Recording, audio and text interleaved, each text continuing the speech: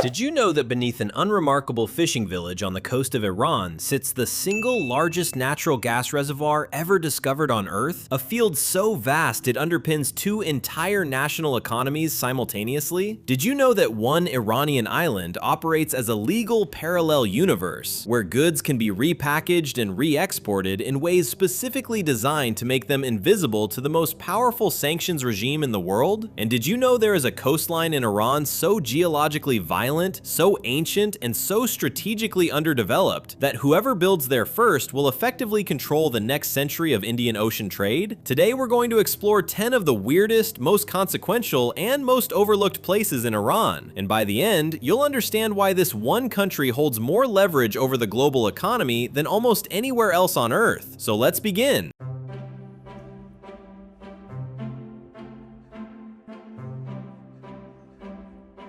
Most people, if they think about Iran's connection to Europe at all, picture ships moving through the Persian Gulf. They're looking at the wrong end of the country entirely. Tabriz sits in Iran's northwestern corner at roughly 1,350 meters elevation, inside a high-altitude basin ringed by volcanic peaks and mountain ranges. It exists where it does because of a geological rift, a zone where the Earth's crust is actually being pulled apart rather than compressed, carving a broad valley floor out of the surrounding elevated terrain. Mount Sahand, a large stratovolcano to the south, helps shape the basin through ancient eruptions. The region is seismically extreme. A catastrophic earthquake destroyed much of the city in 1780, killing an estimated 200,000 people. It sits at the collision point of the Arabian and Eurasian plates, where geology behaves in contradictory ways simultaneously, compression and extension happening within miles of each other. Tabriz became a major city because that basin gave it water, defensibility, and position, sitting at the natural crossroads of trade routes connecting Anatolia, the Caucasus, Central Asia, and the Persian interior. For centuries, it was one of the most important cities on the Silk Road. Today, it is Iran's primary industrial gateway to Turkey and the broader European market. Turkish businesses have historically maintained deep commercial ties with Tabriz, creating gray zones in sanctions enforcement that directly affect American companies competing in regional markets. When Tabriz is destabilized, Turkey, a NATO ally, feels it immediately, and that in turn becomes America's problem.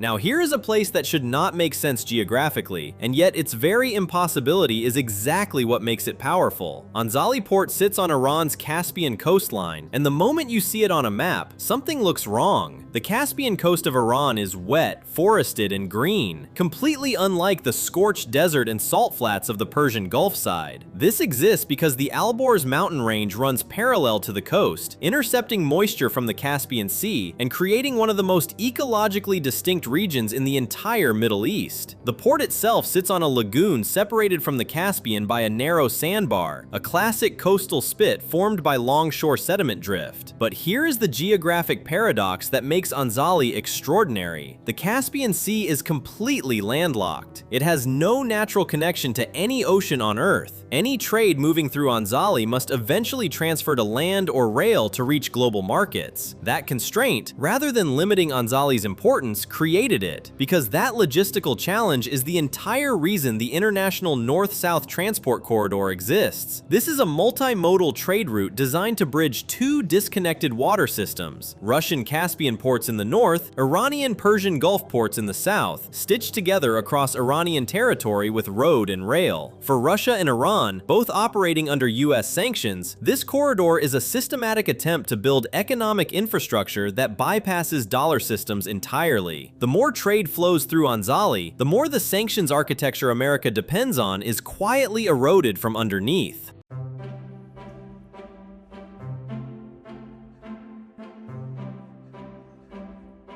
Every other major Iranian port has one thing in common: they are all trapped, enclosed inside the Persian Gulf, overlooked by hostile coastlines, and vulnerable to blockade at the Strait of Hormuz. Every single one, except this one. Chabahar sits on the Makran subduction zone, where the Arabian Sea floor is being pushed beneath the Eurasian plate. The subduction process here is so active that the coastline is physically rising over geological time. In some areas, you can see ancient shorelines visibly strategically elevated above current sea level, former seabeds now sitting dry in the air. The harbor benefits from deeper water than most Persian Gulf ports precisely because of this steep offshore geology. Earthquakes and tsunami risk are permanent background features of life here. But what makes Chabahar categorically different from every other Iranian port is simple. It opens directly onto the Gulf of Oman and the broader Indian Ocean, with no Persian Gulf or Strait of Hormuz between it and the open sea. India has invested directly in its development, not out of affection for Iran, but because Chabahar provides a trade corridor to Afghanistan and Central Asia that bypasses Pakistan entirely. That is a geopolitical maneuver of enormous strategic significance, made possible by nothing more than where this port happens to sit on the map. The United States actually granted India a sanctions waiver to keep developing it, recognizing that Chabahar serves as a counterweight to Chinese Belt and Road routes across Eurasia. It is one of the rare places where American and Iranian geography are pulling in the same strategic direction, for now.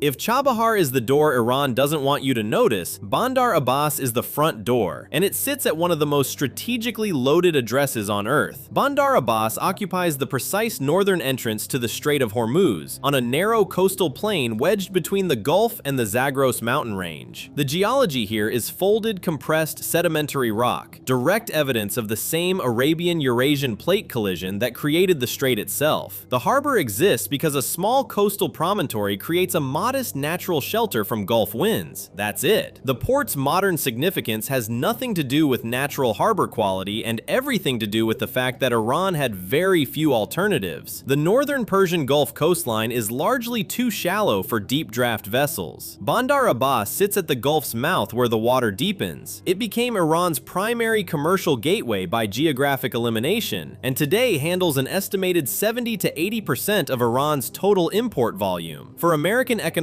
statecraft, Bandar Abbas is the pressure point. The entire architecture of US sanctions against Iran is partly designed around choking this port, restricting which ships can dock, which companies can service it, which banks can process its transactions. But here is the dilemma that makes Bandar Abbas so dangerous. Iran's entire naval offensive capability is also headquartered there. Fast attack boats, submarines, anti-ship missile batteries. It is simultaneously Iran's economic lifeline and its primary military platform in the Gulf. There is no clean way to neutralize one without destroying the other.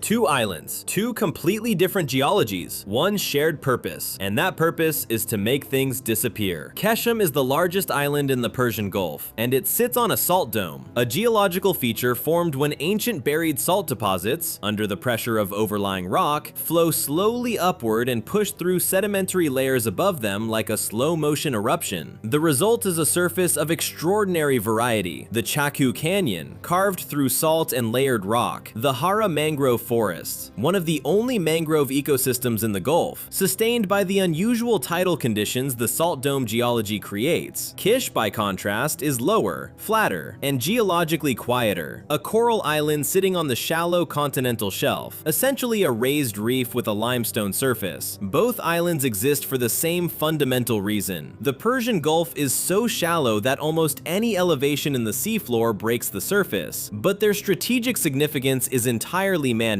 Both operate as free trade zones under laws separate from the Iranian mainland. Goods can enter, be repackaged or reprocessed, and re-exported in ways that obscure their origin or destination. They are, in the most literal geographic sense, loopholes. Their physical isolation and special legal status making them extraordinarily difficult to monitor. For the United States, Kish and Keshem represent a persistent leak in the sanctions architecture America has spent decades constructing. And in any conflict scenario, Keshem's position running parallel to the Strait of Hormuz's northern shore makes it an immediate platform for fast boat deployments, mine-laying operations, and drone strikes against passing tankers.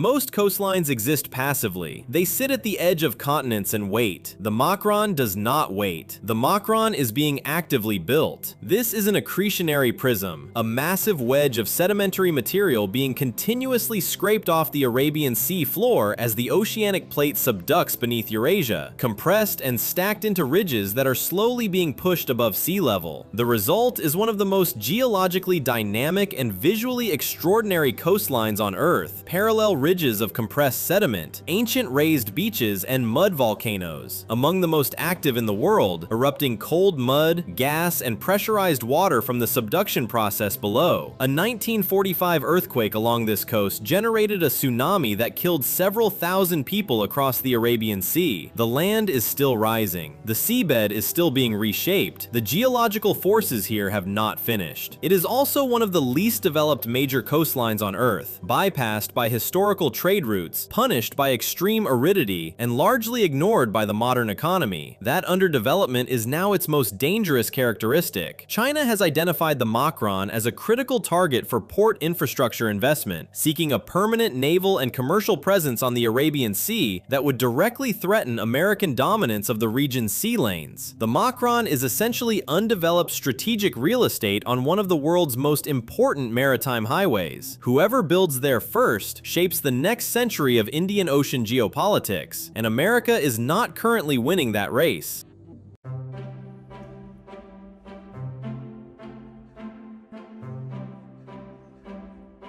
Here is a geographic paradox so extreme it feels almost satirical. A small, flat, arid island with no natural harbor, no fresh water, no elevation, and no visible resources that handles approximately 90% of Iran's crude oil exports and sits as a permanent variable in the formula that determines what Americans pay for fuel. Karg Island is geologically a low-lying anticline, a gentle upward fold in the sedimentary rock of the Persian Gulf seafloor that happened to break the surface. The Gulf is so shallow, averaging only around 50 meters deep, that even modest geological folds become islands. Karg kept its head above water. That is the entirety of what its geology offered. No strategic harbor, no resources, nothing. During the early development of Iranian oil in the 20th century, engineers simply chose it as a convenient terminal point for export pipelines running from the enormous onshore oil fields of Khuzestan province. A decision made on engineering logistics, not geography, turned an unremarkable limestone outcrop into one of the most consequential pieces of land in the global economy. Destroying Karg eliminates Iran's primary revenue source, but the price of doing so is a global oil supply shock arriving simultaneously on top of whatever Hormuz disruption is already in effect. Those two events together would push oil markets to levels not seen since the 1970s embargo. What Americans pay for fuel, food transport, manufactured goods, and airline tickets would reprice upward across the entire economy at once. The island looks like nothing. The consequences of touching it look like everything.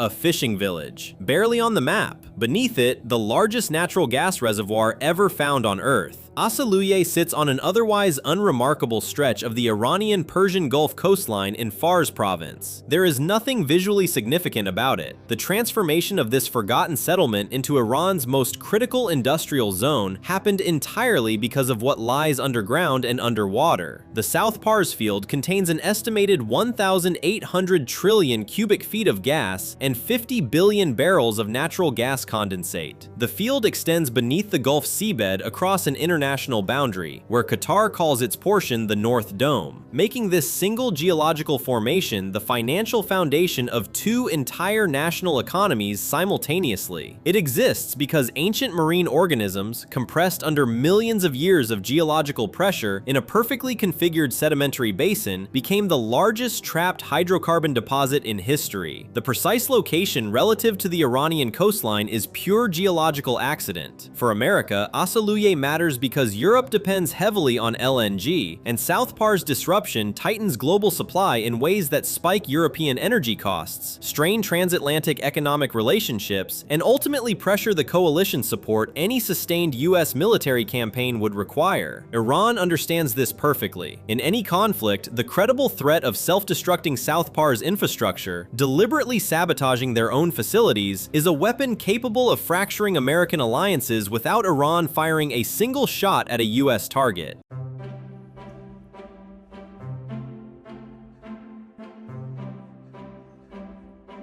Most of the places on this list derive their power from where they sit. This one derives its power from what it connects, and how invisible those connections are. Bandar Imam Khomeini sits at the very top of the Persian Gulf, at the mouth of the Shatt al-Arab waterway, where the Tigris and Euphrates meet the sea. Geologically, this is a young delta environment, sediment-rich, slowly subsiding, built from millennia of river deposition onto a shallow continental shelf. The port exists because the delta created a natural deep-water access point at the head of the Gulf, connecting Iran's vast inland oil and petrochemical infrastructure directly to seaborne export routes. Today, it is Iran's primary hub for petrochemical exports, directly linked by pipeline and rail to the industrial heartland of Khuzestan province. Its significance to American trade is less visible than Hormuz or Karg, but arguably more systemic. The petrochemicals moving through Bandar Imam Khomeini feed global supply chains for plastics, fertilizers, synthetic materials, and pharmaceuticals. These are inputs embedded in the production costs of goods that reach American consumers through dozens of intermediate steps. When those supply chains are disrupted, whether through war, sanctions tightening, or shipping insurance withdrawal, the cost increases arrive quietly, spread across thousands of product categories, and are almost impossible to trace back to their origin. The most economically damaging disruptions are often the ones nobody sees coming from a single point.